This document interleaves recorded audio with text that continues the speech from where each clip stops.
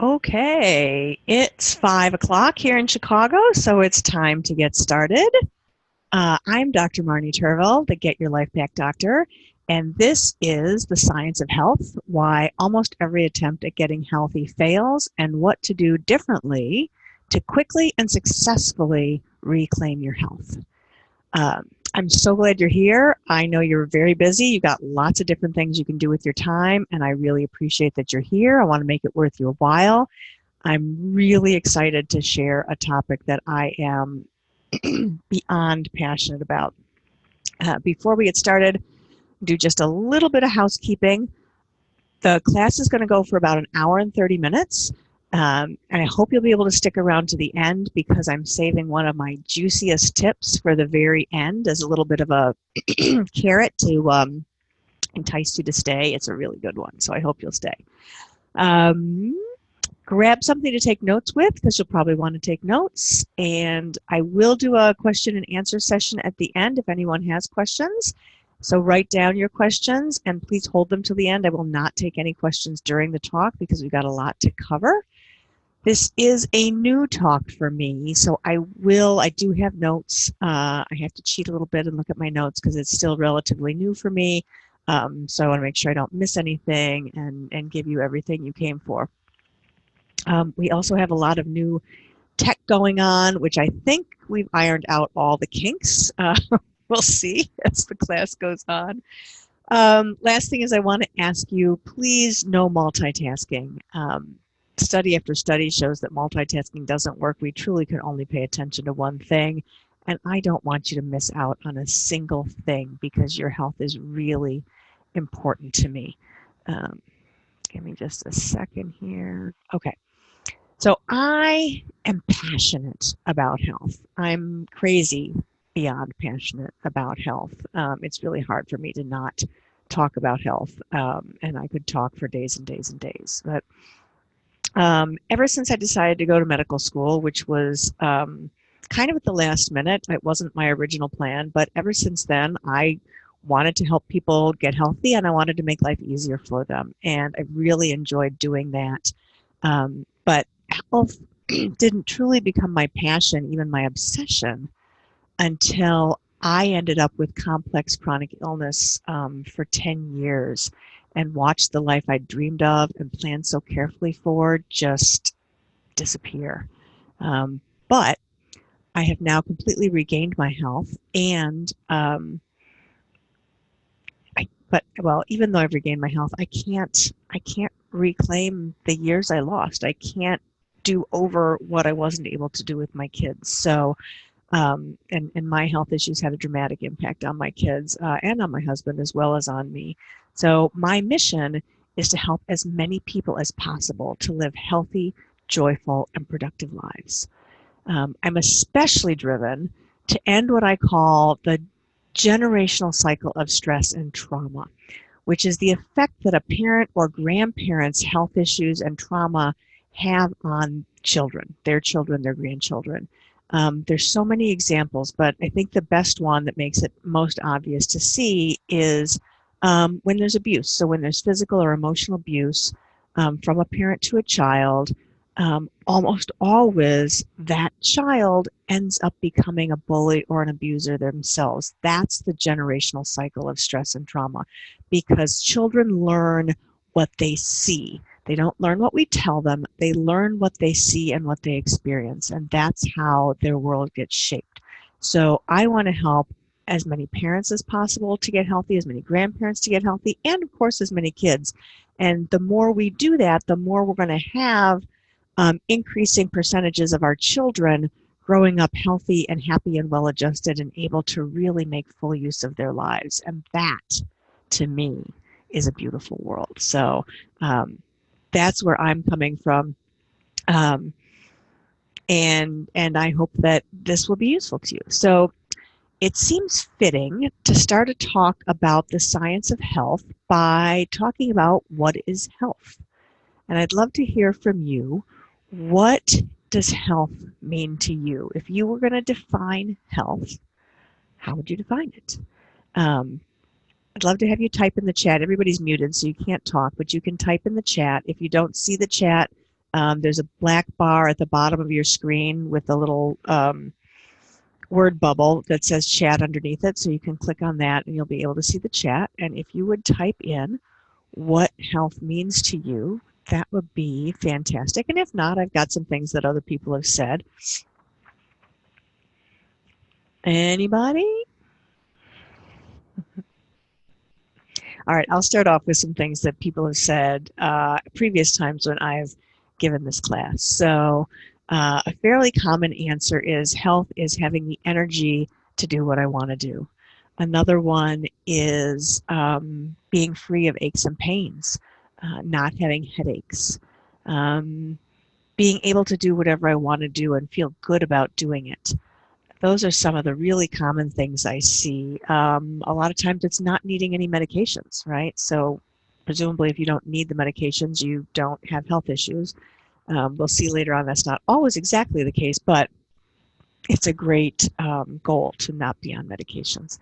Having said that, I want to be very clear, don't stop your medications unless you're under a doctor's supervision to do that, because that can be dangerous.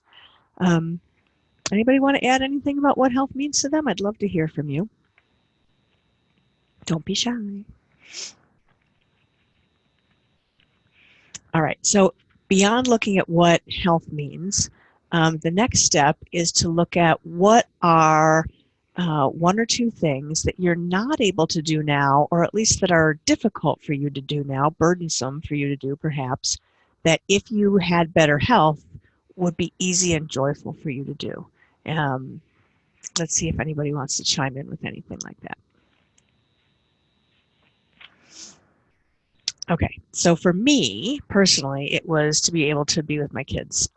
When I was sick, I really couldn't do stuff with my kids. I didn't have the energy or the patience to play with them. I had a condition that made it very difficult for me to go out in public places with them, so I missed out on a lot of activities. They missed out on me being a joyful part of their life. I wasn't able to teach them a lot of things I would have wanted to teach them. So for me, it was being able to be the mom that I'd always intended to be. For some people, it's going on an adventure vacation, or getting a promotion, or being able to engage in a hobby that you love more, or doing some volunteer work that you haven't had the energy to do. There's so many different reasons for wanting to get healthier, things that, you know, people look forward to and dream of, but they aren't able to do because their health is limiting them. All right. Whatever it is that you want to do with better health, I want to help you achieve that. So again, for people who've just joined, I'm Dr. Marnie Turville. I'm commonly called the Get Your Life Back Doctor because that's what I help people do. It's what I love helping people do. Our class tonight is the science of health, why almost every attempt at getting healthy fails, and what to do differently to quickly and successfully reclaim your health.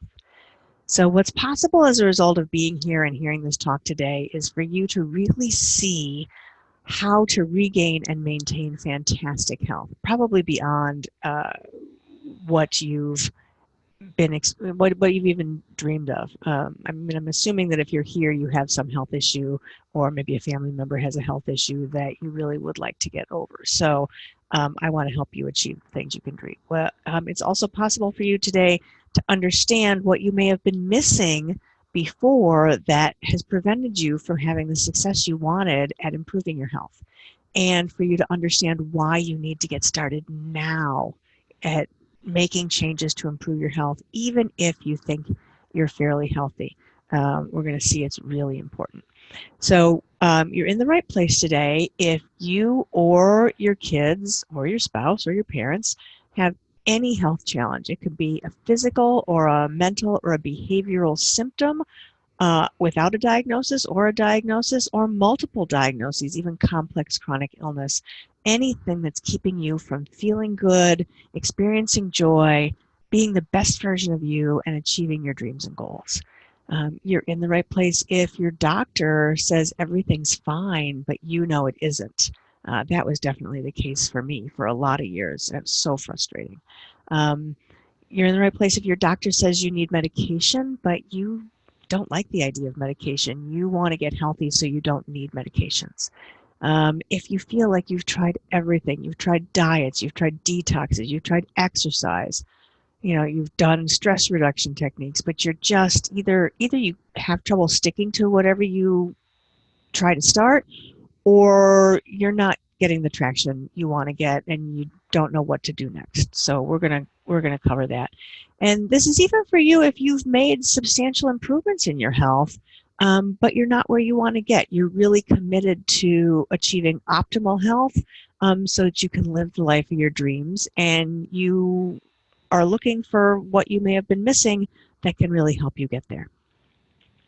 What we're going to learn today is what it means to address health challenges at their root and why that's absolutely critical if you want to get healthy, why diets fail 99% of the time, and how to finally come up with an eating plan that works for you. The surprising role that your brain and your mind have probably been playing in keeping you sick, and how you can turn that around so that they become your ally and help you become healthy. I'm going to give you 3 things that you can start doing today on your own without spending a dime to significantly move the needle towards a healthier, happier you.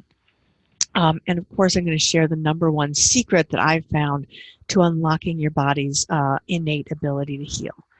So before I jump into the teaching, I want to make sure you understand a little bit about me. Who am I? How did I get here? Why the heck should you listen to me? Uh, my story is long and complex, and I could probably talk about it for a full day. So I'm going to try to condense it down just to the really important bullet points. But the main reason is that, I've been a doctor for a long time. And I also became a statistic of somebody with complex chronic illness, and nobody could help me figure out how to get better. I was completely hopeless. I had lost everything I had thought I would have in life. I was miserable, and I didn't know what to do. And because I was persistent, because I utilized the medical knowledge I had to start researching outside of what I'd learned, outside of what my doctors had learned, I was able to fully reclaim my health. In fact, I'm healthier now than I was over 30 years ago, which is pretty remarkable. I feel better than 30 years ago. And hopefully in another 30 years, I'll feel even better than I feel now. That would be pretty awesome. So my life's mission, as I said, is to share how to get healthy with as many people as possible, because it is critically important to me that nobody suffer unnecessarily. And in my opinion, based on what I've learned in my own quest to get healthy and in caring for a lot of other people once I went back into practice, I really truly believe that it is possible for the vast majority of people with health challenges to really reclaim full health. Sometimes things are too far along, but even then, you can really improve your quality of living and get more happy years out of life. So everybody can get healthier pretty much no matter what's going on, and I want to help you do that. So I went to medical school at the University of Rochester in upstate New York. I got my MD degree in 1990, and then I went on to the University of Chicago to complete a residency in pediatrics. And then I spent 16 years as a pediatrician. I loved what I did, and I worked in every conceivable venue of pediatrics. I worked in inner city clinics with impoverished families. I worked in a suburban private practice. I worked in a hospital setting taking care of the kids who were hospitalized, short-term or long-term. I spent a lot of time in neonatal intensive care unit taking care of the sickest babies. And I did a lot of teaching. I taught the residents from Children's Memorial Hospital in Chicago, and I taught the third-year medical students on their pediatric rotation, third-year students from Northwestern University Medical School. I really loved teaching. I loved it in private practice. I loved it in the hospital educational setting, and I love it now. It's just helping people understand things, making complex issues easy, and making life easier for people is just really, that's what fills me up and makes my heart sing and makes me happy. So 12 years into my career in pediatrics, I thought I was pretty healthy. I actually had some health issues, but I did not consider myself unhealthy at all because I was on some daily medications that completely controlled my symptoms. I had plenty of energy. I was able to do whatever I wanted. And so I really did not consider myself unhealthy, even though I had developed adult onset asthma, which is really unusual and I had no family history of it. I had carpal tunnel that required surgery, and I had mild depression and anxiety, but all of my symptoms were controlled on medications, and that's what I had learned in medical school, so I thought I was healthy.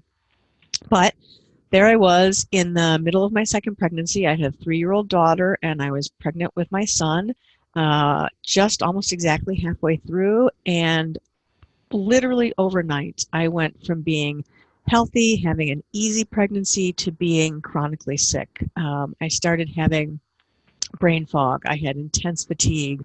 I had much more depression. I had joint aches, and I couldn't tolerate being around any sort of chemicals, things that you didn't even think of as being chemicals. But uh, when the cleaning person came in at the end of the day in the hospital, I just felt like I had to get out of there and get out of there fast. So, um, and things just kept spiraling out of control. I saw lots of doctors. And everybody said nothing's wrong. I was totally in that group of, I don't know, your labs are fine, your exam's fine, I can't find anything. So, you probably just need to reduce your stress. Mm-mm. Anyway, I just kept getting worse. It was really, really frustrating. My kids were suffering, my husband was suffering, I was suffering. It was no fun. And I did a lot of things to try to get healthy, and some of them would move the needle a little bit, but not for long. And I just kept getting worse. I got to the point where I couldn't play with my kids. I didn't have the energy. I hurt too much. I got irritable. I would snap at them all the time for nothing. And, being a pediatrician, I knew the importance of being patient and calm with kids, but I could not do any better than snap at them. And the level of mommy guilt that I had was enormous. I couldn't go out places. I couldn't even go to their schools for teacher conferences without getting really sick. It was very frustrating. Um, I couldn't be the wife I wanted to be. And I was missing out on so much with our family and so much in life. So many of the things I used to enjoy doing, going to the theater, going to the movies, going to restaurants, I couldn't do it anymore. Ultimately, I quit the job that I loved. About 4 years in, I quit because every time I went to work, I came back so much sicker than when I left the house in the morning. And then it took me days to recover, and it wasn't worth that anymore. And this went on for 10 years. 10 years of being miserable and getting worse and frustrated and not getting any help. And I was really losing hope. But I kept searching, I kept studying, I kept my ears open. And finally, after 10 years, I stumbled across the first key that really helped me, that really turned it around for me, that it was the linchpin for me that allowed the other things I knew to start working. And then I was able to learn even more about what had happened to my body and how to fix it. And let me tell you, nothing that I learned about how to fix my medicine was taught to me or my internist or any of the specialists I went to see in our conventional medical education. So I discovered tests that really look at how the body is functioning. I discovered how to restore balance, and I got myself better. And I have, it's been about 7 years now, and it's been about a year and a half since I felt just really awesome. There's one or two lingering issues, but I feel so good. I can do anything I want to do. I'm not bothered by the chemicals anymore. I can go anywhere I want to go. Um, I have the energy to manage my medical practice, my solo medical practice. And even when life throws in, the daily stressors don't bother me, and even the really big stressors don't bother me. A year and a half ago, we ended up putting our house on the market and selling it and moving within a 3-month period, something that I had been putting off and putting off because I simply knew that I could not handle it. And I was able to handle it with ease while still running my practice and seeing patients. And a month after that, we got our daughter off to college, and none of it, I felt great the whole time, which was phenomenally amazing to me looking back just a few years earlier where I had been. Um, what I discovered after I was really getting better was that what I was learning was functional medicine. I'll tell you a little bit more about that in just a minute. But it's really been such an amazing blessing for me. And that's why I'm here. That's why I'm sharing with you. I want to help you get healthy. So today I'm going to share the number one thing I learned on my journey to getting healthy. I'm going to share a lot of things that your doctor isn't telling you because they don't know, not for any fault of their own. It's just what the education is, both in our culture and in conventional medicine. I know a lot of doctors, and I have never met a doctor who wasn't smart, kind, caring, and very hardworking, and really committed to helping their patients. But I've learned the very hard way that they just don't have. I didn't have originally, and most doctors simply don't have the tools to get you healthy. They have the tools to help you manage your illness. And sometimes they don't even have that. Like with me, they're like, oh, we don't know what's going on. We don't know how to help you. But unfortunately, that's our healthcare isn't healthcare. It's sick care management. I'm also going to share today what you can do now to start making real progress. I'm going to cover as much as I can in our short time, but there's so much more to getting healthy than I can possibly share during this class. So before I finish, I will show you how to take this useful information that you learned today and turn it into dramatic and lasting transformation in your health. And very importantly, I want you to stick around because I have a very, very juicy tip. As I said before, very juicy tip to share with you at the end. I need to check one thing. Okay. Okay. So as I said before, what I practice now is called functional medicine, which a lot of people haven't heard of. So in case you haven't heard of it, in functional medicine, we utilize testing that isn't used by most doctors. We use tests that look at how your body is functioning, thus functional medicine. We look at what's missing and what's causing damage. We identify the specific issues that are challenging your body. For example, vitamin, mineral, and nutrient deficiencies, digestive problems, undiagnosed chronic infections, hormonal imbalances, detoxification pathway weaknesses, energy production issues, heavy metal or chemical toxic burdens, and so much more. And I call this testing process the treasure hunt because we literally are looking for buried treasure. The treasure is the answer to specifically what your body uniquely needs for you to regain health. And once we know how your body is functioning and what the root causes of your health problems are, then from there we prioritize a plan together to eliminate what's causing the problems and to supply your body with what it needs to heal. So today I'm going to talk about something that's the driving force in almost every health problem in almost every person, and that is inflammation. Okay, I'm going to talk about what it is, why it's important, where it comes from, and what you can do about it. For some of you, learning about inflammation is going to be new. For others, you're pretty familiar with it, but I think that I'm pretty sure that wherever you are, wherever you fall on that spectrum of knowledge, I'm pretty positive I'm going to share several things that are going to be kind of enlightening to you. So here we go. What is inflammation? Inflammation is actually the normal, healthy response your body has to an injury. Inflammation comes from the word flame, which means hot, red, and irritated. We've all seen it a gazillion times. You know, anytime you get a cut, the area around the cut gets red. If you feel it paying attention, you'll notice that the area is hotter than the surrounding skin, and it's irritated. It's a little painful.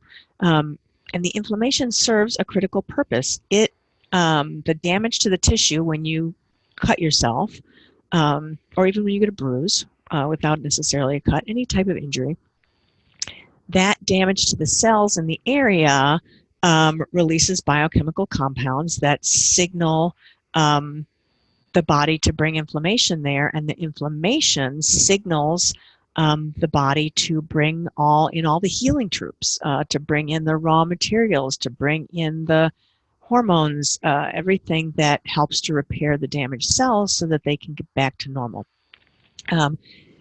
Inflammation is absolutely critical for healing. Without it, our cuts would never heal. Nothing would signal the body to bring healing materials and processes to that area.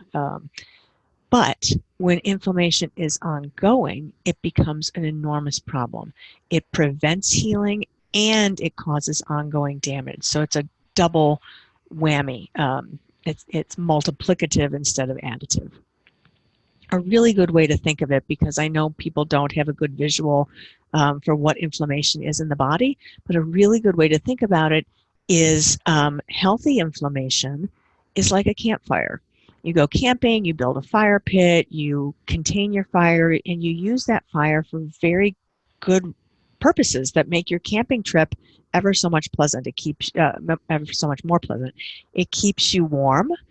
It cooks your food. It's perfect for toasting your marshmallows across and warming up your coffee. But when you go to sleep at night, you always put the fire out so that there's no risk of it spreading. But we all know from Smokey the Bear that a campfire can easily spread, and it takes one healthy, happy campfire to create a huge forest fire that takes out hundreds of, if not thousands of acres of healthy forest in a massive fire. So it's exactly the same with inflammation in our body. When it's just short term as an acute response to an injury, it's healthy and important. But when it's ongoing, it basically causes a forest fire in our body, and it's very, very damaging. So beyond that, of course, let's talk about a little bit more about why inflammation is important. So I think inflammation is the biggest reason that health problems are spiraling out of control. All you got to do is pick up a newspaper, listen to the news, talk to your neighbors, and you'll see that health issues of all sorts are just rampantly on the rise in the last 20, 40, 60, 80, 100 years. When you look at the graphs of how common different illnesses are in the last 100 years, it's staggering to see the increases. One of the most impressive and upsetting is cancer.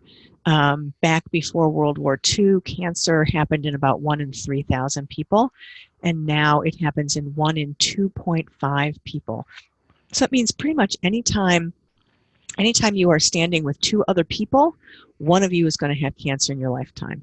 That's a problem. Autism is another really upsetting example.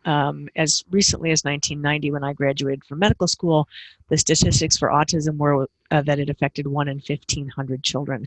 And now it affects 1 in 60 children. It's a 25-fold increase in less than 30 years. And it is not because of changes in how we diagnose. It is because more children are affected.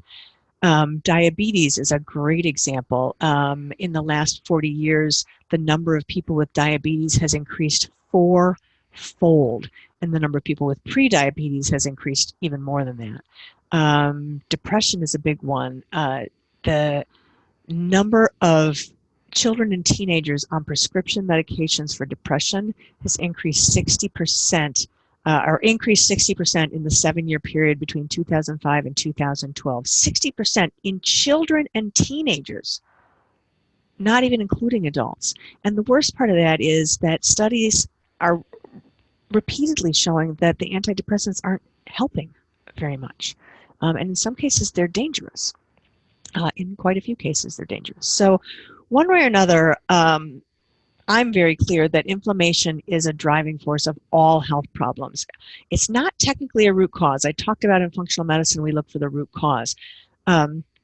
It's the things that cause inflammation that are the root cause, but inflammation is the driving force. That fire just keeps going and keeps damaging things. So Inflammation damages tissues so they don't function properly, cells and organs. Inflammation creates an internal environment that's friendly for infections to take hold and for cancer to take hold. Without inflammation, our body fights off infections and cancer really, really well.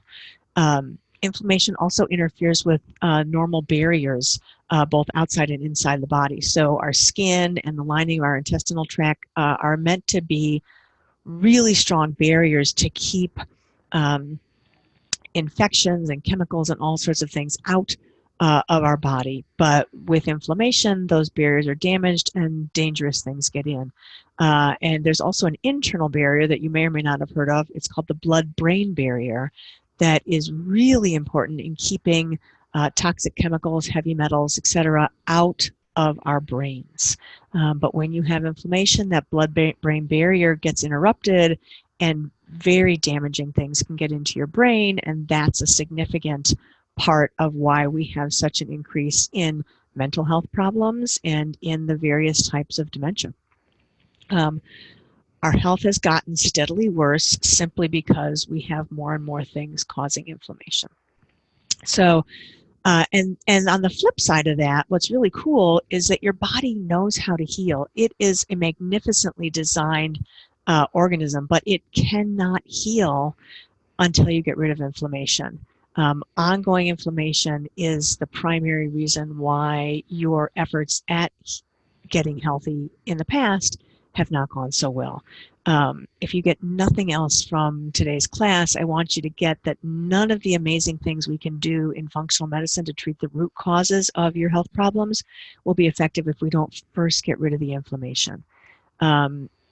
It's like trying to replant a forest before you put out the forest fire.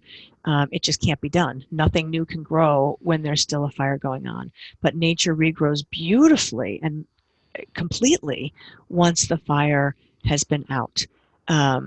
It just can't make repairs in the midst of ongoing damage. And your body is the same way. It has an amazing way of prioritizing, and it prioritizes damage control very appropriately over rebuilding. Because there's no point in rebuilding if damage is just ongoing. It's also kind of like, if your house, if you had a house fire, you're not going to start rebuilding the house while it's still on fire. You can't do it. The other thing I want you to really understand is important about inflammation is the sooner you handle it, the less health problems you're going to have, the faster you'll regain your health, and the easier it will be.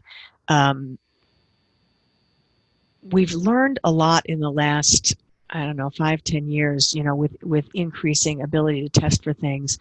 We've seen that health is not the absence of disease. And what I mean by that is just because you don't have diagnoses like diabetes or Alzheimer's or high blood pressure or multiple sclerosis or, any diagnosis, just because you don't have a diagnosis does not mean you're healthy, because what we've found is that the damage and the processes that result in various diseases are often going on for 5, 10, 20, even 30 years and can be identified in testing before you get any symptoms. Not just before you get diagnosed, but before you even get any symptoms. The most poignant example of that is actually Alzheimer's dementia, where, most people, the onset of Alzheimer's dementia is rare before the age of 65, but it's very common to be able to see the beginnings of amyloid plaques, which are the main problem in the brain of people with Alzheimer's, to be able to see those in people in their early to mid 30s. That's 30 years before the onset of dementia.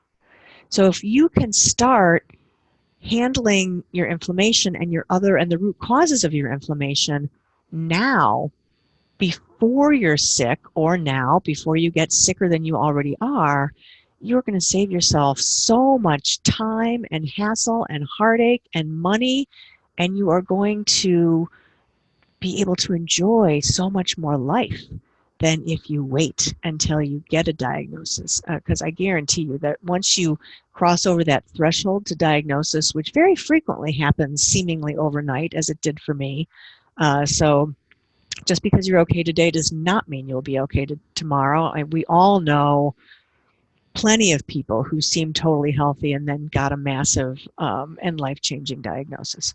Once you cross over to that diagnosis, getting healthy becomes a whole lot harder. So I hope I've made a good case for why inflammation is important. I'll just review. All illness is on the rise. Inflammation is the driving force behind all illness.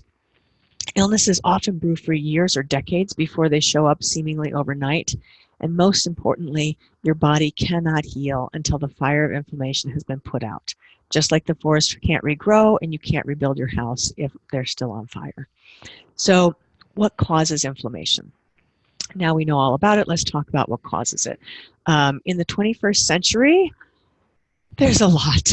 There's a lot that causes inflammation, which is why so many people are sicker and sicker, because it's unless you are purposely doing things to reduce your inflammation and avoid exposure to things that cause inflammation, you're being exposed to too many things that cause it, and you're getting sicker, your body's getting more out of balance. So when you really look historically, our world has changed and the way we live has changed more in the last 70 to 100 years than it did in the 5 or 10 or maybe 50,000 years before that. The advances we've had in technology and living and chemicals and telecommunication and food systems and air travel, building construction in the last 70 to 100 years totally outstrip thousands and thousands of years before that. So we have asked our bodies to adapt to an unprecedented level of change, and they simply haven't been able to do that because so many of the changes are causing inflammation. So as I have studied what it takes to be healthy, I've come to see that there are really three sources. The sources of inflammation can be categorized into three categories. The first one is your environment, exposures from your environment. The most common is man-made chemicals. We have introduced approximately 85,000 man-made chemicals into our consumer products alone, not counting industrial, but consumer products since World War II. And many of these are amazing products that we rely on and we enjoy, and they make life easier and do wonderful things. But we have not been good stewards, and we have not tested those products. We've been led to believe that government agencies are looking after our safety, and that, and most of us would say, well, why? They wouldn't sell it if it wasn't safe, right? I mean, that'd be crazy. And it is crazy, and it's true. So most of the 85,000 chemicals don't even have the most basic safety testing as to what that chemical itself is capable of doing in the body. And there are no studies, because it's really not feasible to do them, on the effect of various combinations of chemicals that each of us see in our daily lives. For example, women actually get more exposed to chemicals than men because we use a lot more personal care products, cosmetics, a lot more things to beautify ourselves, right? Men, of course, use some, but women use more. And the statistics show that women are exposed to over 100 chemicals every day in their personal care products alone.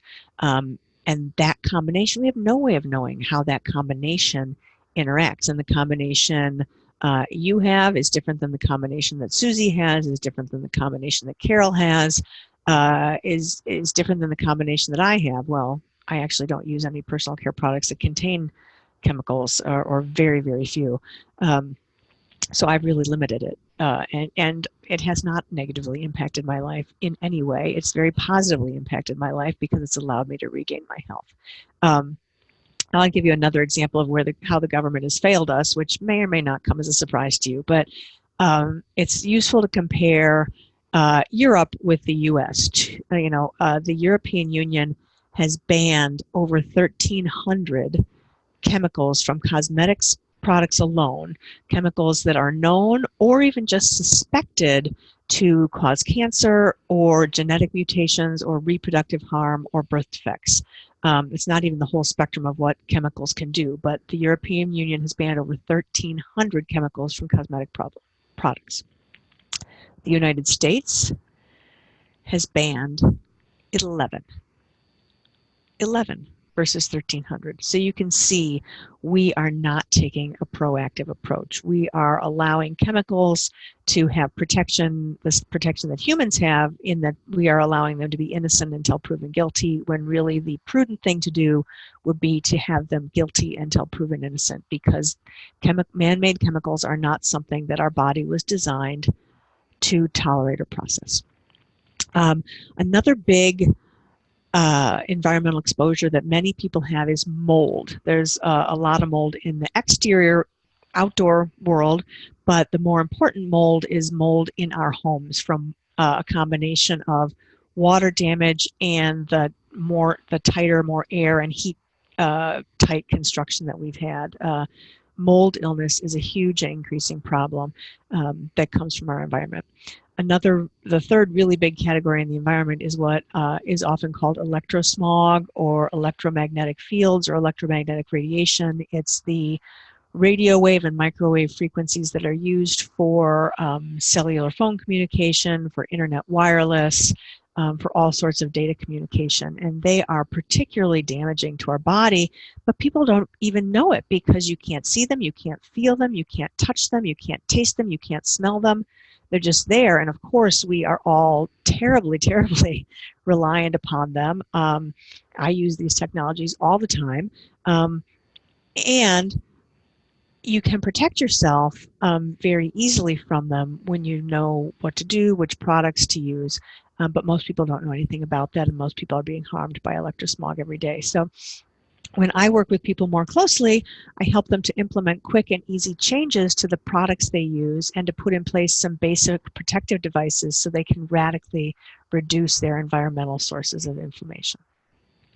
The second source or category that causes inflammation is going to perhaps be a surprise to many of you, and that is your mind, the way your brain works. The human mind, human brain, is the mind actually, I use the words a little bit interchangeably, but they're not. The brain is actually the physical structure. The mind is the brain at work. So the mind is the way the brain functions. So I'm going to try to say mind because that's really technically more accurate. It's the most powerful tool in the universe, and most of us have had no training in how to use it to our advantage. What most people don't know, and what you probably don't know, is that your thoughts and your emotions are one of the biggest sources of inflammation in your body. We all know that too much stress is unhealthy, right? And stress can cause ulcers, it can cause us to lose sleep, it can cause us to have high blood pressure. But the real danger in stress is that every single time you have a stressful thought or emotion, it sets off an inflammatory reaction throughout your body. Now, that may not seem like too big of a deal, but the average person has 60,000 thoughts a day. And most of them are habitual, repetitive thoughts that are the same as the day before, and most of them are negative, which means they are stressful, which means they are setting off inflammation all day, every day. Here's some examples. Let's see if any of these sound familiar, right? I hate how I look. This dress makes me look fat. I've got too much to do. I have no idea where to start. I'm so overwhelmed. I'm so tired, but I still have to make dinner, go to the grocery store, make dinner, help the kids with their homework. Traffic is a nightmare. I can't believe the deadline my boss set. Can you believe that, Judy over there? The nerve of her. Oh my gosh. How am I going to pay for college? This headache is killing me. And why don't the kids ever listen to me? I imagine you've heard yourself say a few of these today. Oh, here's another one that I love. Oh, I'm so stupid. I can't believe I did that again. That's a really sneaky one. I imagine you've heard yourself say plenty of these today and have plenty of other negative, stressful, or upsetting thoughts. It's how we're taught to think, and it's how we teach our kids to think. The problem is that teaching is done by accident, by example, rather than us purposely teaching how to use your mind for health, for success in the world, and for happiness. So every time you have a stressful thought, which is repeatedly throughout the day, you're fanning the flames of inflammation. I will tell you that learning to change my mind was the single most important step in reclaiming my health. It is what I finally learned about 10 years into my health challenges. And I think it's safe to say that changing the mind is the most important step for just about everyone, because it's a lot of those negative thoughts that keep us from being able to stick to the plans we've laid out for getting healthy. Um, I was doing a lot of things right before I learned the role my mind was playing, but I still kept getting worse. Once I got the mind part and started to retrain my mind and how it worked, that's when I was able to start getting better and better. And I've continued to make my mind work better and better and better. And I will be continuing to make it work better until the day I die, because I've just seen the power of that. It's so amazing. And when I work with people just like you, I help them to retrain their automatic thoughts from being stressful thoughts to being empowering thoughts. I teach them how to question their thoughts and their response to the world, and how to change the way they look at what's going on around them. The freedom that my patients experience, or that anyone experiences when they retrain their brain, is really enormous. And the reduction in stress and inflammation is astounding. The third category, source of inflammation, is your body. For most people, the food that we eat is a huge source of inflammation. Some foods are inflammatory for everyone. All non-organic food is loaded with inflammatory chemicals because it's produced using man-made chemical fertilizers, pesticides, and herbicides. They are on the outside of the food, but they also get inside of the food, so you can't just wash them off. Organic food, on the other hand, is grown without those chemicals. It sometimes still gets sprayed with something between being grown and getting to the grocery store, but it's way better than non-organic food. GMO food, or food that is genetically modified, is very damaging to your DNA, even when the GMO food is grown organically, which it never is, because the big point of GMO foods is that you can spray even more pesticides and herbicides on it without killing the food. But the GMOs alone damage our genetic material, which is the worst possible type of damage. And very often, besides the first three ways that food causes inflammation, people have individual food sensitivities or delayed type allergies, where food that is considered generally healthy and generally non-inflammatory is very inflammatory to you because you have developed an immune system reaction to it. And it's a complex series of things that takes place to make that happen. But in my experience, pretty much everyone has food sensitivities, and most people are unaware of them. I don't think I've taken care of a single person in my practice who has not tested positive for at least one food sensitivity. Excuse me. Another source of inflammation in the body is chronic undiagnosed infections. Those are going on in the majority of people. They're things that conventional medicine doesn't look for, so they are left unmanaged. Poor digestion also causes inflammation. Deficiencies in vitamins, minerals, and key nutrients causes inflammation. Having an overactive immune system or hormonal imbalances also cause inflammation. And aside from all of these things working individually, they interact with each other, and one cause of inflammation in the body sets off another cause, and it becomes a vicious and self-feeding cycle. It's like it's as if there's a automatic lighter fluid dispenser going on all around the fire that just keeps it burning and burning and makes it go further and further. When I work with people in my practice, we use the functional medicine testing that I talked about before to thoroughly evaluate all potential root causes of inflammation and health problems that you have, and together we prioritize how to most efficiently remove the things that are causing inflammation and how to give your body the support it needs to heal. So now that we've talked about different things that can cause inflammation, I hope you can begin to understand why your attempts at getting healthy may have come up short in the past. You might even be wondering how you could ever possibly get healthy, because how are you ever going to get ahead of all these sources of inflammation? Well, the key, which isn't as hard as you might think, is simply to address all three sources of inflammation at once: your environment, your mind, and your body. In fact, this is probably the most important thing that I have um, come to surmise in my 17 years of learning about health. And it's so important that I've actually named it. I've designated these three areas the three foundational pillars of health, because you must build a strong foundation before you can build a strong and healthy body. And that foundation is built through eliminating inflammation by addressing all three pillars, body, mind, and environment, together. The reason that most attempts fail, most attempts at getting healthy fail, is simply because all three pillars weren't addressed. It's really very simple. No matter, I've seen it again and again and again, no matter how well you address one or even two of the pillars, body, mind, and environment, there's almost always more than enough inflammation being created by whichever pillar or pillars you didn't address to keep driving the disease process forward and keep you sick. To better understand this, think about sitting on three sharp tacks, right? You're sitting on three sharp tacks and it hurts. It really hurts. If you take out one tack and are still sitting on two, it still really hurts. And if you take out two tacks and are still sitting on one, it still really hurts.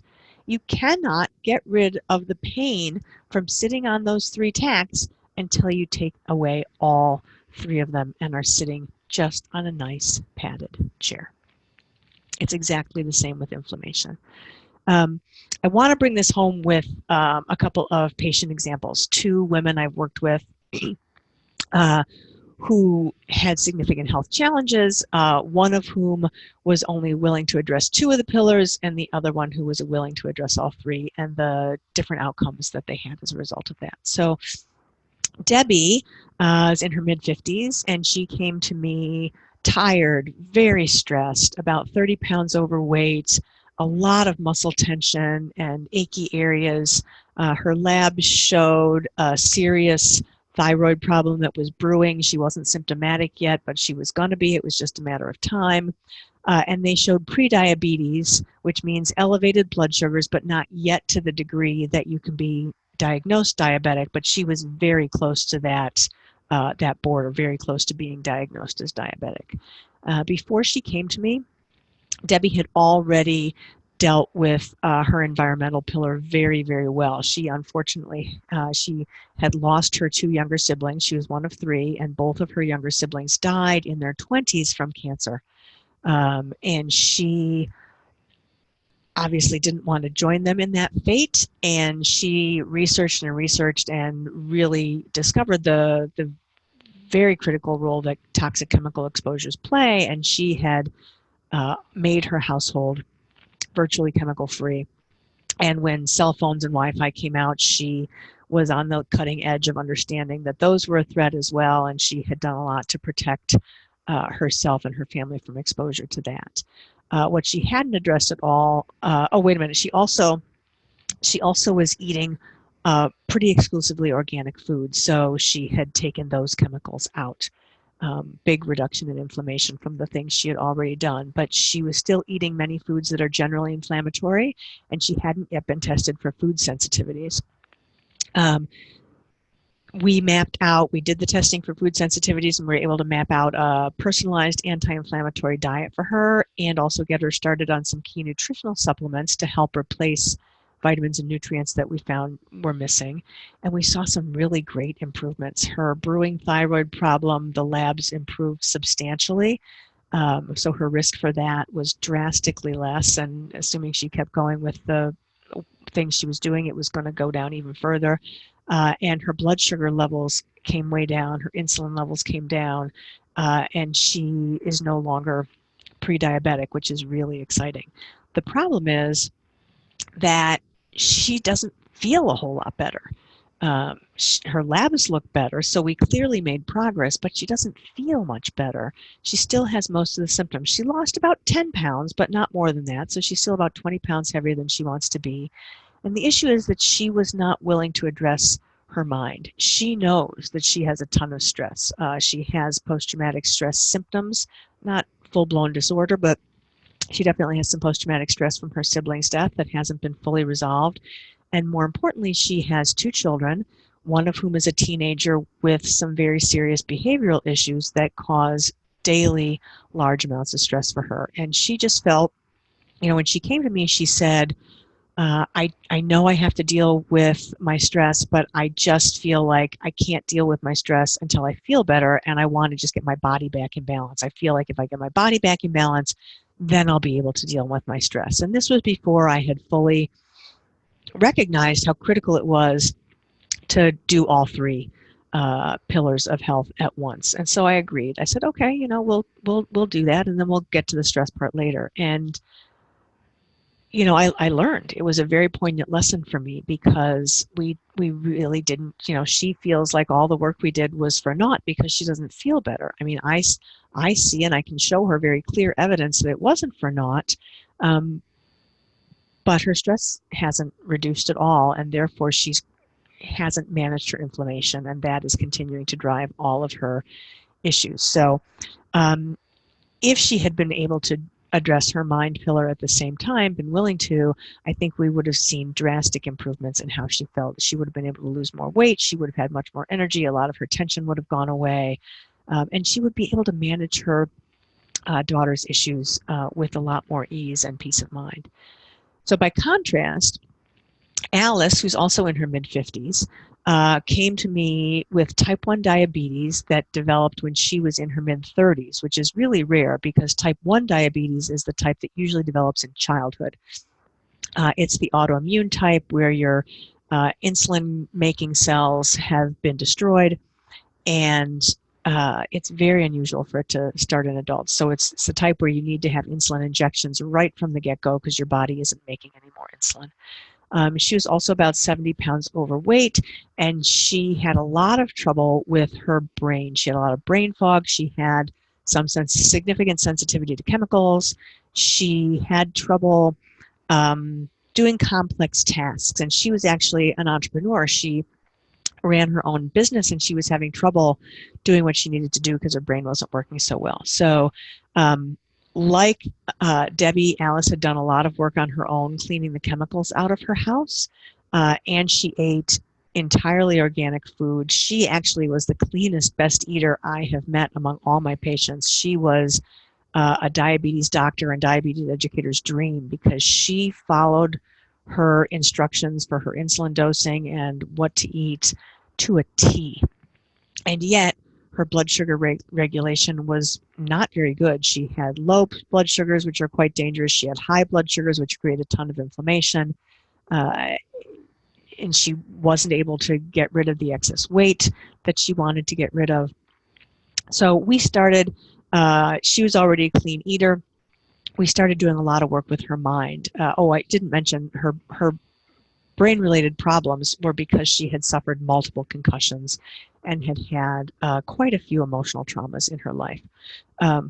So concussions actually, just a very brief side note, concussions, the symptoms that often are residual after concussions can be resolved.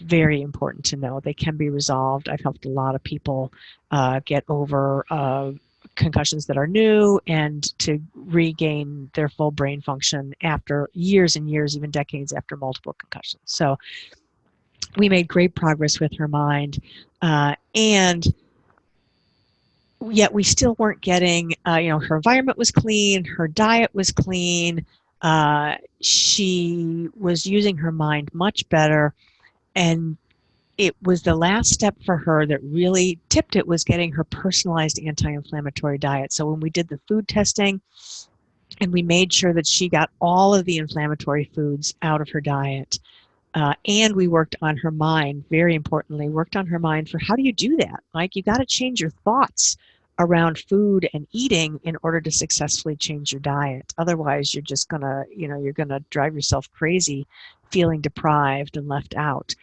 So it's really, really important to change the way you think about food, and that's one of the things I help people with. So when we finally got her personalized anti-inflammatory diet and the mind piece around food dialed in, she let go of, I like to say let go of, because losing means you want to get it back. We never want to get back the weight that we take off. So she was able to let go of 60 pounds in 4 months. It was astounding. And her blood sugar regulation is so much better. She's needing much, much less insulin, which is a good thing because insulin is inflammatory. And so she is in so much better shape because we effectively addressed all three pillars. So her brain is working well, her concussion problems, her chemical sensitivity, all a thing of the past. She's able to do the thinking she needs to do for the complex tasks in her business, and her diabetes is under much better control. So the personalized anti-inflammatory diet is actually a really important thing. There are, as I said, foods that are inflammatory for everyone, but also almost everybody has some food sensitivities. So it's important to find out which foods are inflaming to you. I can't, of course, give you a personalized anti-inflammatory diet on this class, but I'm going to do the next best thing. I'm going to give you 3 things you can start to do today that will significantly reduce the inflammation you experience from the foods you eat and the way you eat. Now, I will be the first one to admit that the things I'm going to tell you are not things that are going to win any popularity contest for me. But I'm not trying to be popular. I am trying to give you the truth about what it's going to take for you to get healthy. That's what's important to me. And I also want to give you what you need to make it easy to make the changes that will turn your health around. So the truth is that making changes in how we eat and how we live is hard. Making changes in anything is hard. Change is hard. And that's in part because our brain is wired to avoid change, because our brain is wired to protect us, and our brain sees change as a potential threat. So it tries not to change. Our brain tries to keep us where we are because it knows we are surviving. And that's all our brain cares about, is surviving. But being sick is much, much harder than making changes. And when you know, especially when you know what to do and you have the support in making them. So the real hurdle is just getting started with the changes. Once you get started and you begin to feel better, then you have the energy and the motivation to keep going with your new way of doing things.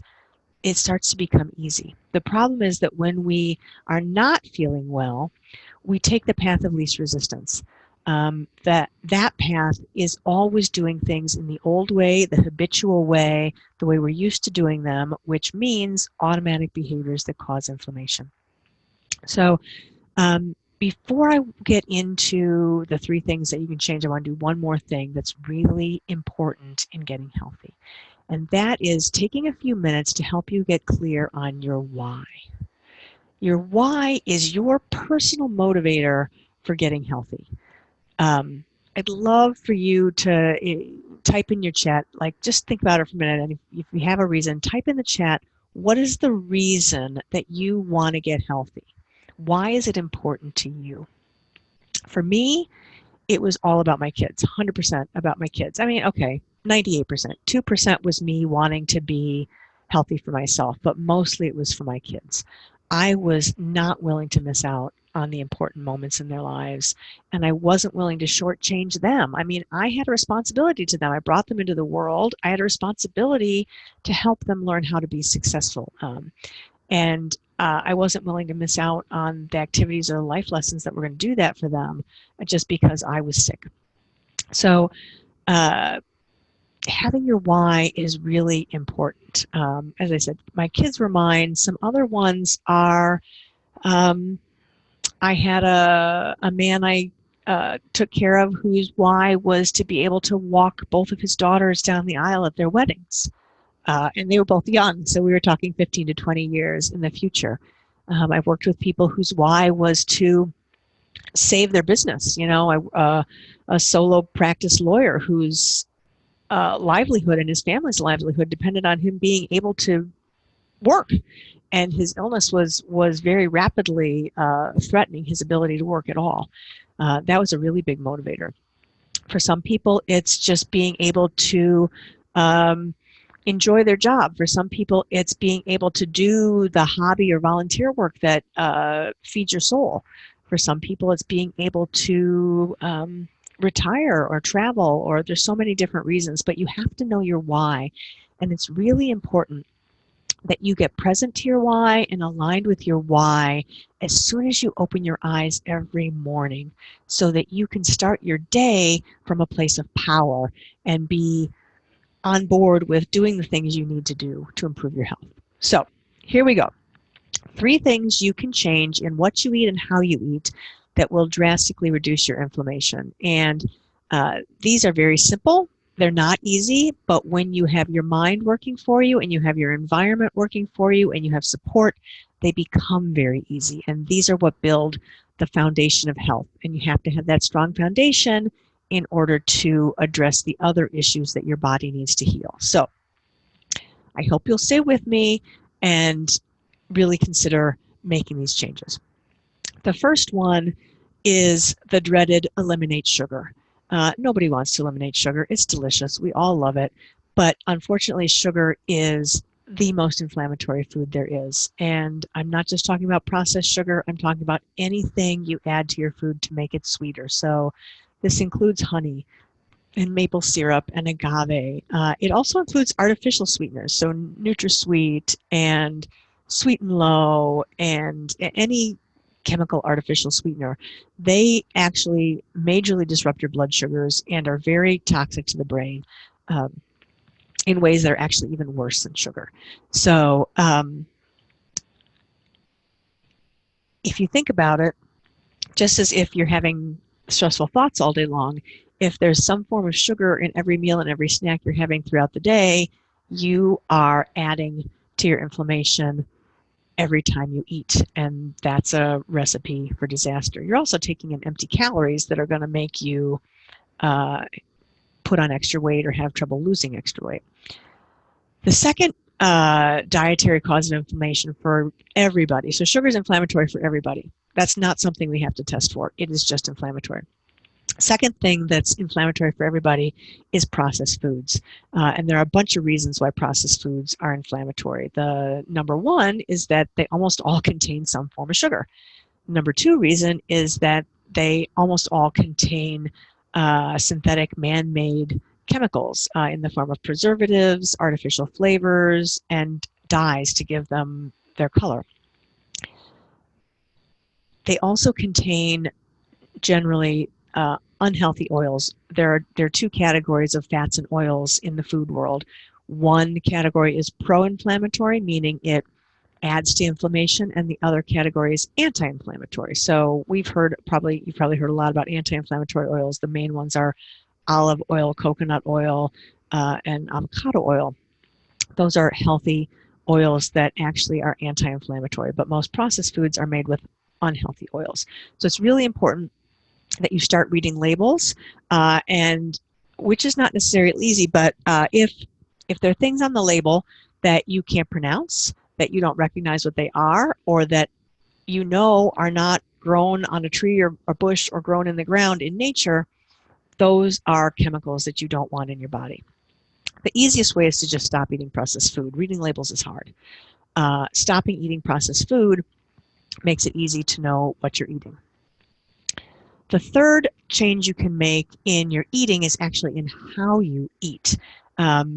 Most people eat too frequently and don't spend enough time fasting overnight for their body to heal. So eating too frequently keeps your blood sugar spiking throughout the day. And every time your blood sugar goes up, it's causing inflammation. So we really want to spread out and just eat our meals. People eat frequently for lots of reasons. Sometimes it's cravings, sometimes it's comfort eating, sometimes it's because they've been told that eating frequently is important to keep their blood sugar level. Not true. One of the biggest, worst myths out there. The problem is that if you're eating inflammatory foods, you may get stuck in a cycle of eating too frequently because the inflammatory foods cause cravings, cause roller coaster ups and downs in your blood sugar, and you feel like you need to eat. So the second part was having too short of an overnight fast, because when we're fasting overnight is when our body heals. Our body has limited resources in energy and raw materials, and it can only do so much at once. So during the day, when we're moving around and we're working, and we're eating and digesting, our body is focusing on those tasks. It doesn't have the extra resources to heal when we're doing all those other things. So your body can't go into healing mode until a few hours after your last meal of the night. And then it has to exit healing mode as soon as you eat in the morning. So if you are eating till 10, 11, 12 o'clock at night, and then you get up and you're eating at 6 or 7 in the morning, you've had a very short window of fasting, which means a very short window of healing and a longer window of not healing. So ideally, you want to work on stretching out the time that you're not eating to a minimum of 12 hours. It's not that hard once you start eating the right foods. And in fact, most people find that they have a lot more energy and are a lot less hungry when they space out their eating. So you want to try to make dinner the last meal of your day and have your dinner relatively early in the evening, and don't necessarily have breakfast first thing when you get up. These are 3 simple, not easy, changes that you can make. You don't have to go out and buy anything. You don't have to get support. You can do them right now starting today, and they will make a huge difference. Now, a lot of people do need support, but these are basic things you can do to reduce your inflammation. So now that I've given those to you, I hope it's okay if I share other things that you're going to need to do in order to fully get healthy. So these 3 things are a great start at building your healthy foundation. They're not enough in and of themselves to build that healthy foundation. So here are some of the other things that are going to happen in order for you to fully heal. And this is true, the less health problems you have, the less you're going to have to do, but usually people still need to do a little bit of everything on this list. So beyond making the changes I've outlined to reduce inflammation from your diet, you're most likely going to need to get tested to discover your personalized anti-inflammatory diet. And most people need some support to stick with it. The support is, support in, well, what do I eat? And support in, how the heck do I stop sabotaging myself with my thoughts?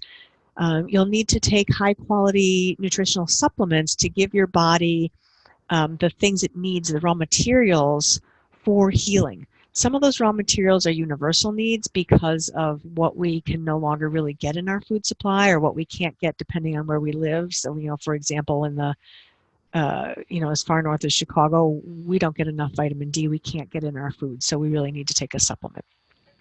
But then there are also, individualized, personalized nutrients that most people need to make up for deficiencies they've developed over time, in deficiencies in vitamins, minerals, and nutrients. You'll probably need to dramatically reduce your environmental toxin exposure to chemicals and to the electrosmog. Things you probably don't even realize are a big part of why you feel too tired and too stressed currently to plan for, make, and stick to the healthy foods you know you should be eating. You'll need to overhaul your automatic thoughts, particularly any beliefs like it's too hard to eat healthy, or I feel so deprived, or it's too expensive to eat healthy. The reality is that it is too hard to be sick, it's too expensive to be sick, and you're really deprived when you're sick.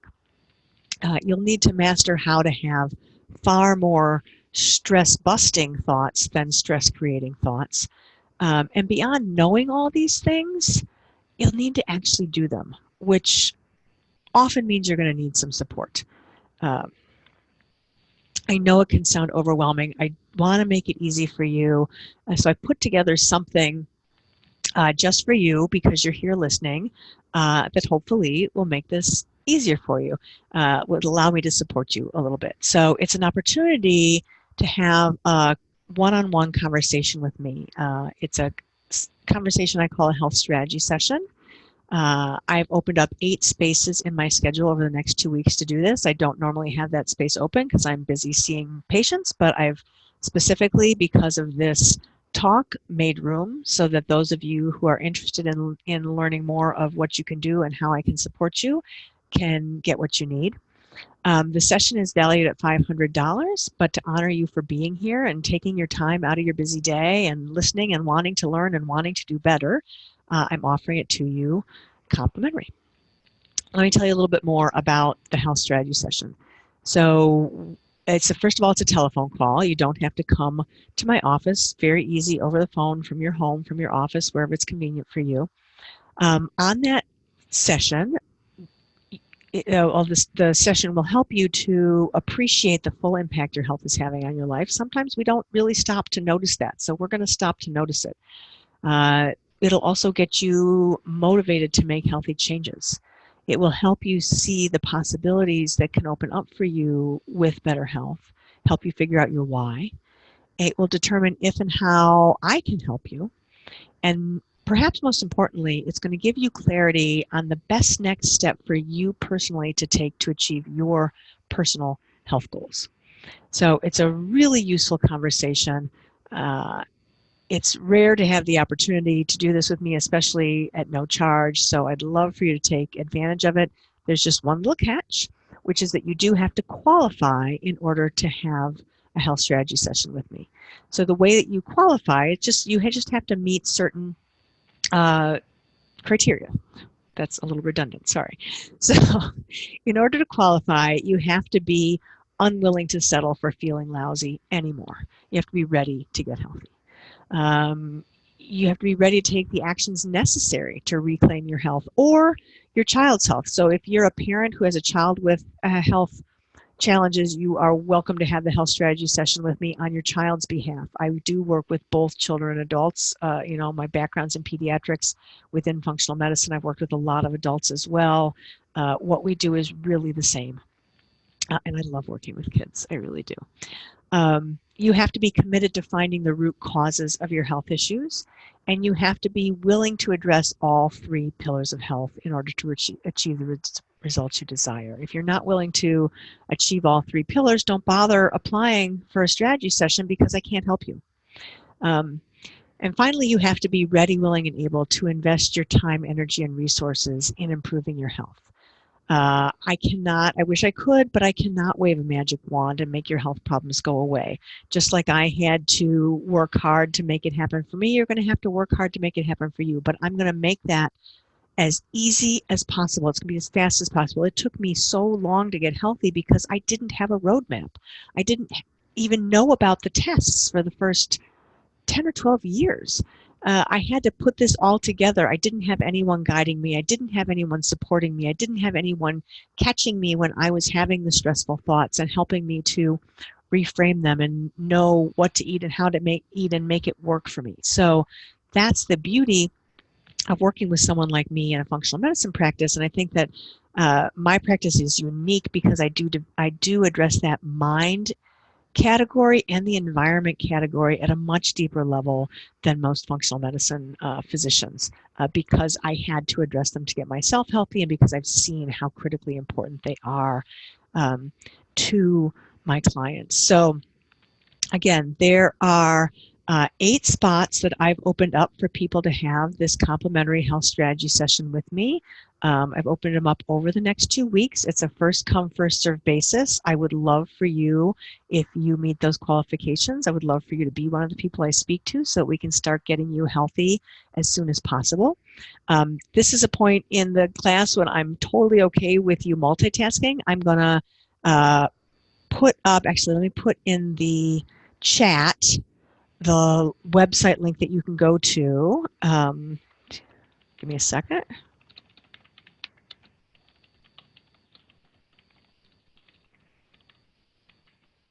It's outside the pill box. That's the name of my practice.com. So that's in the chat now, and I'm going to share my screen so that you can see it there also. Outside the pillbox.com. When you go there, you'll see on the left-hand side of the page, there's a bit of a description about my practice, much of which you've heard already tonight on the class. And then on the right-hand side of the page, there's the application for the complimentary health strategy session. The application lists out again what the purpose of the health strategy session is and the things that we'll accomplish on it. And it also lists the qualifications. So I know you didn't get a chance to write them down, but they're there on that application at outsidethepillbox.com. And you can just fill in, there's a series that you have to put in your contact information, and then there's a series of questions for you to answer so that I have a little bit of an idea of what's going on for you with your health. And then you click the submit button. And I'm going to presume that if you're filling out the application, that on the honor system, you believe that you meet all the qualifications. So read those over carefully. Please don't submit an application if you don't meet them all, because you're not ready to get healthy. I hate to have to say that, but it's true. A lot of people are not ready to get healthy. We each get to the point, well, not everybody gets to the point of getting ready to get healthy, but when you get to that point, then it's a no matter what, I'm going to get healthy. And those are the people that I can help. I can't help you if you're not ready. So if you meet the qualifications and you want to talk to me about if and how I can support you and what would be the next best move for you to make in getting yourself healthy, and that next best move might not be working with me. It isn't for everybody. So I want to reassure you that the session is not to sell you something. I don't do hard sells. I look at what's going on with you and what's going to serve you best. Much of the time I can be extremely helpful to you, but not always. So if I can't help you, I'm going to let you know. But my goal is for you to, on that session, get clear on what is going to be the next best thing for you to do to improve your health. I'm going to take the share off here. The link is still going to be in the chat if you need it. And if you want one of those sessions, I'm just going to say it again, go ahead now and get started on that so you don't lose out, because they do go fast. And at this point, I want to go ahead and open up for some question and answers if anybody has any questions. So you can type your questions in the chat, and I will be able to read them there and answer them if you have questions. So again, if you don't see the chat area at the bottom of your screen, there should be a little black bar. You may have to hover your mouse over it. And in that bar, there's a thought bubble, like in a comic strip, and underneath it is the word chat. If you click on that, the chat will open up so that you can not only see the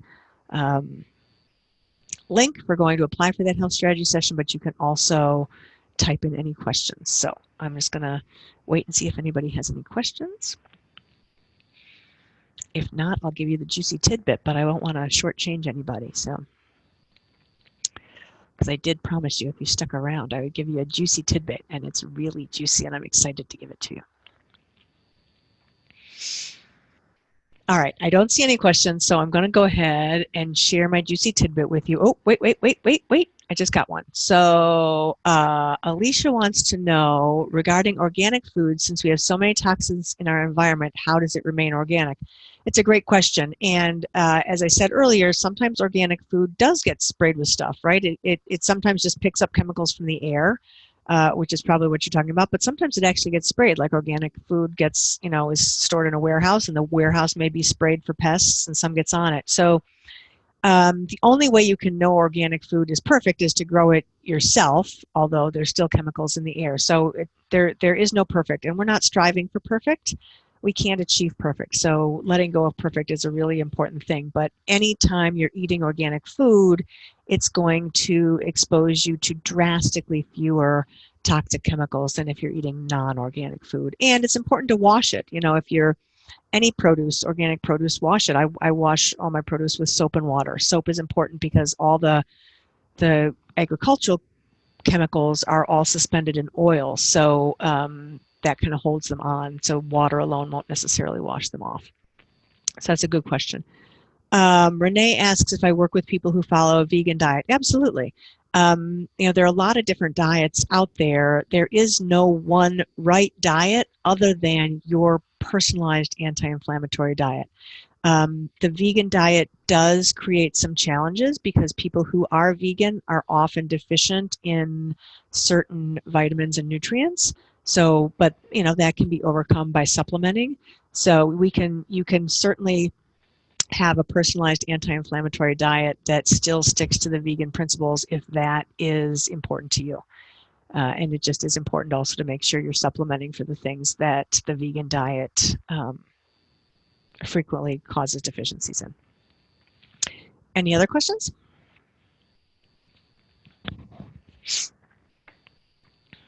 All right, I'm not seeing any more. If you have a question, go ahead and write it in. I'll come back to it. But my juicy tidbit is about how you think about eating the foods on your personalized anti-inflammatory diet.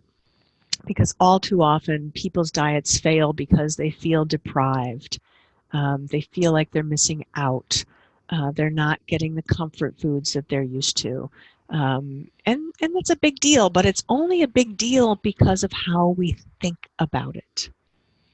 So it took me, I actually got my personalized anti-inflammatory diet within months of getting sick. And that really came about as a fluke just because of a physician that I knew, that my mother knew and had gone to. Otherwise, I don't know how long it would have taken me to get to that. But I had a very long list of foods that I was sensitive to.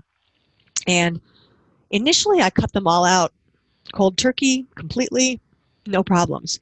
And I actually let go of 40 pounds very quickly, eating more than I used to eat because I'd gotten those inflammatory foods out of my diet. And at that point, I hadn't even eliminated sugar. So it made a big difference, but I wasn't able to stick to it because my mind was constantly working against me. I constantly felt deprived. I constantly was craving things. It was just bad news. So it took me, I can't remember if I said this or not, so if I'm repeating, I apologize. It took me 12 years to get good at not eating the things I was supposed to not eat, to consistently not eat them, and not be bothered by not eating them. And then it took me a few more years to find a couple more keys about my personalized anti-inflammatory diet that hadn't necessarily come up on the first testing. And I've released another 25 pounds recently because of finding a few more subtle tweaks to what I was eating and how I was eating. Actually, I think one of the biggest things was how I was eating. I was snacking throughout the day on healthy, non-inflammatory things and into the evening. So I changed to where I only have my 3 meals. In fact, some days I only have 2 meals, and I have a minimum of 14 hours most nights of fasting overnight where I'm not eating. And that made a huge difference for me. But the key was in switching what I felt deprived about. So it was in noticing that my mind was trying to convince me that I was deprived if I couldn't eat certain foods. When the reality was, and I was fully aware, but didn't make this connection, the reality was I was so much more deprived by being sick, by not being able to play with my kids, by not being able to go places with my family, by not being able to go places with my husband, by not being able to do the work I loved. I was thousands of times more deprived by that than I could ever have been by not eating certain foods. So flipping around and being very honest with yourself about what you are deprived of by what is really important. The other key piece was recognizing that the foods that I am sensitive to, even though they're healthy foods for other people, are actually poison for my body. And no rational person is going to poison themselves on a regular basis or even ever, right? So once I kind of got that concept, I could then remind myself, oh, I see that, I want it, but that's poison for me, and I'm not going to poison myself. I've worked too hard and too long to get healthy. I'm not going to poison myself. So those are two really good mind tricks, or they're not really tricks, just pearls, ways that you can retrain your brain so that it's helping you to eat the foods that are going to get you healthy and to eat in the way that's going to get you healthy. Because really, it's only our mind that gets in the way of us doing the things that will get us healthy. I want to share that one of the things I can't eat is dairy.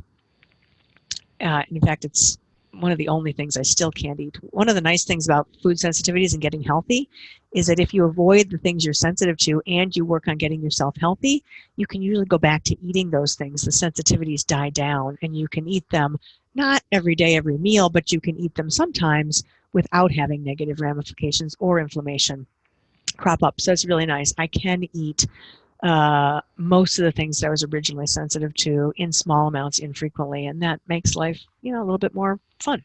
At least for my taste buds, a little more fun. And a little easier when I go out. I don't have to be quite as picky and careful when I go out to restaurants or somebody's home. But I used to have a major ice cream thing. Truly the proper word is an addiction. But in our family, we don't call it an addiction. We call it the ice cream gene. So my father has the ice cream gene. I have the ice cream gene. My son has the ice cream gene. But once I got that I was more deprived by eating ice cream than by not eating it, and that ice cream was poison to me, ever since I got that several years ago, I've had no desire to eat ice cream. I can watch my dad and my son eat ice cream. Doesn't bother me at all. It's not even, it's not hard. It's easy now because it has no draw for me. It's no longer a comfort food. It's no longer a treat, right? We don't poison ourselves with treats, or we shouldn't be treating ourselves with poisons, maybe is the better way to say that. But all too often that's what happens, especially when you look at kids and you look at how we do things with birthday parties and school lunches and sports events and the treats we take for them. Oh my gosh, it just drives me crazy because almost all of them are poison because most of those treats fall into the inflammatory for everybody category. So we could just do so much good overhauling the world if we just got rid of processed foods and all these fake foods that we categorize as treats. Yuck. So that is my pearl for changing your mind easily. If I don't see any more questions, so I think I'm going to wrap it up, but I'm going to remind you, if you are ready to get healthy and you meet the qualifications for a complementary health strategy session, I would love to talk to you later this week or next week and see how we can start to help you make a major transformation in your health. So if you want to do that, go to outsidethepillbox.com and fill out the health strategy session application on the right-hand side of that page. Click submit. It's going to take you right to scheduling because I assume that you are only filling it out because you meet the qualifications. So I'm not going to make you wait around for me to approve it and then schedule it. You're going to be able to schedule it right away, get the best spot for you, and make sure you get one of the spots. So if I review your application and I find that it really looks to me like you don't meet the criteria, I'll contact you and we can talk about it. But I haven't ever had that happen. So I trust you to go on the honor system and look at those qualifications. And I hope that I will be speaking with some of you soon. All right. Have a terrific night. I really hope that you learned something interesting today. In fact, you know what? Before we leave, people are still here. Tell me something in the chat that you learned that was interesting and useful to you today. That would be lovely for me to see. Anything that you found that was useful. And then I'll let you go. Go have your dinner. Start thinking about how you're going to cut sugar and processed foods out, how you're going to stop eating after dinner, how you're going to stop thinking of yourself as deprived when you don't get to eat foods. It really gets so much easier when you get your brain working on your behalf. Oh my gosh. I can't tell you. I have so much peace and calm and joy in my life now. It's unrecognizable from what I lived before, and in a completely and totally good way. This has allowed me to just bring out the best in me, and that's what I see for all my patients, is doing this work brings out the best in you.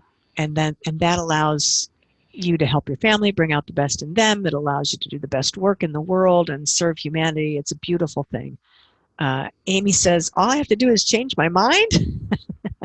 I hope you mean that's one of the good things you learned. It's not all you have to do because we talked about your environment and your body, but it's probably the most important thing because it's if you don't change your mind, you're going to have trouble doing any of the other things.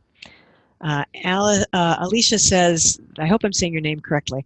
Alicia says, the areas of inflammation are far more vast than I realized. Thanks for alerting me to this. Yeah, most of us don't know. It's just not out there. It's not something we're taught in school. It's not something our doctors teach us because they don't know. It's not something that's on the news.